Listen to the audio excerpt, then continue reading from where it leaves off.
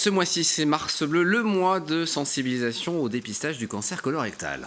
Oui, c'est en France l'un des cancers les plus répandus, 3e chez les hommes et 2e chez les femmes en 2023, avec près de 50 000 nouveaux cas au total. Le dépistage est donc essentiel. On en parle avec notre invité, Dr Somani Sengshan, responsable du dépistage du cancer colorectal au CHRU de Tours. Bonsoir et bienvenue sur notre plateau.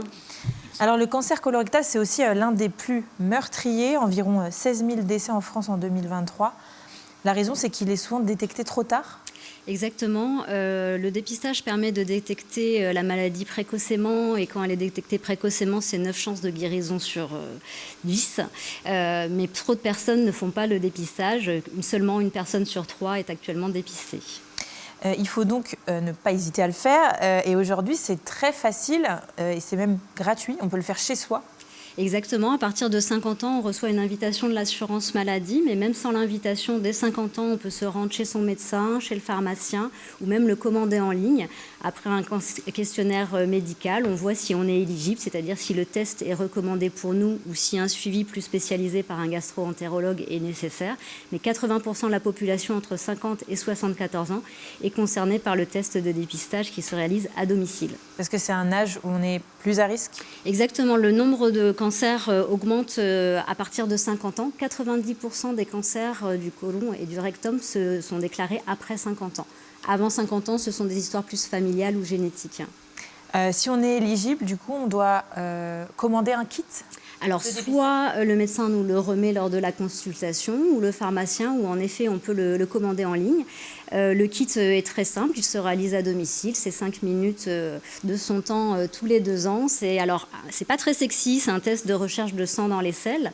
Donc, on est obligé de grasser un petit peu la selle avec un petit dispositif. C'est une petite tige avec un flacon, mais tout est préparé dans le kit et c'est une fois tous les 2 ans. Si des traces de sang sont trouvées dans les selles, est-ce qu'il faut s'alarmer immédiatement ? Qu'est-ce qui se passe ? Alors, l'objectif du test, c'est de détecter ce sang qui est invisible. Bien sûr, si on voit déjà du sang dans les selles, il faut consulter son médecin pour aller voir un gastro-entérologue qui réalisera du coup une coloscopie pour aller voir l'intérieur du côlon.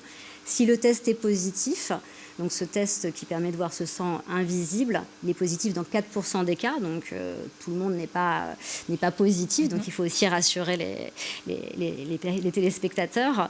Et donc si le test est positif, il faudra également découvrir l'origine de ce saignement et aller à la coloscopie. Parce que ce n'est pas forcément un cancer qui peut générer des sangs dans les selles. Oui, l'objectif du dépistage, c'est de détecter des adénomes, donc c'est des petites polypes, des petits boutons qu'on a à l'intérieur de l'intestin et qui sont des lésions précancéreuses. Donc si on les enlève, on évite le cancer. Donc c'est vraiment tout bonus avec ce dépistage d'éviter le cancer. Parce que finalement, dans les cas de saignement, seuls dans 8% de ces cas qui sont déjà les 4% positifs, on détecte, un cancer. En fait. Oui, tout à fait. Et le but de dépistage, c'est de le détecter à un stade précoce.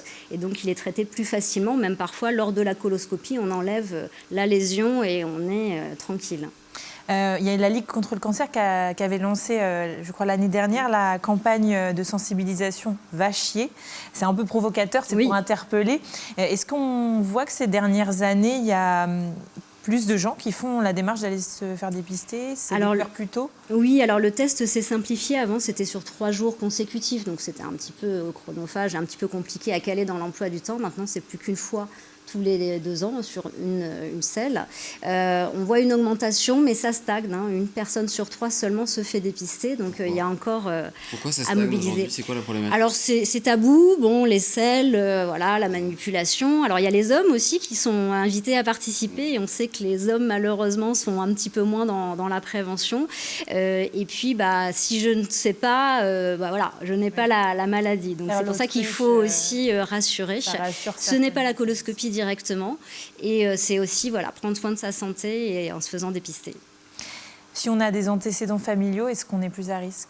Bien sûr, oui. Si on a des antécédents au premier degré, donc père, mère, frère, sœur ou enfant, soit d'adénome, donc ces petits polypes, soit de cancer colorectal, on est plus à risque, et en général, c'est un suivi par coloscopie qui est préconisé. Si on a aussi tout ce qui est maladie chronique inflammatoire de l'intestin, comme la rectocolique hémorragique ou la maladie de Crohn, on est aussi souvent déjà suivi. Donc un suivi spécifique est préconisé. Mais 80% de la population fait le test à la maison.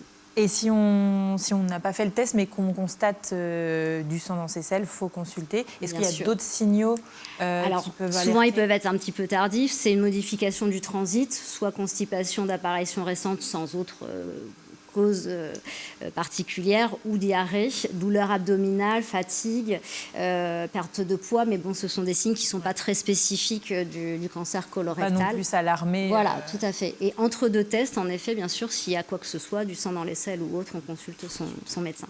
Merci beaucoup Somani Sengshan d'être venue sur notre plateau. Et donc, toutes les informations sont sur le site jefaimondepistage.cancer.fr.